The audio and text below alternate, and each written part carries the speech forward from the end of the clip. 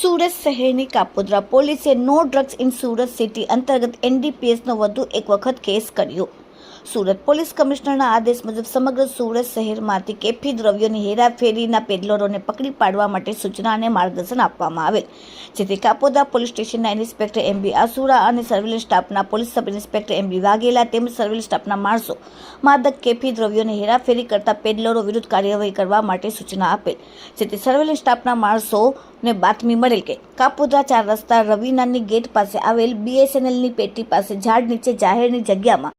આરોપી 1 હિંમત હડિયા રહેવાસી ભરવાડ ફળિયું કાપોદ્રા અને 2 નીતિન ચાવડા રહેવાસી પ્રભુનગર સોસાયટી જનતા સોસાયટીની બાજુમાં રચના સર્કલ કાપોદ્રા વાળાને પોલીસે પકડીને તેમની પાસેથી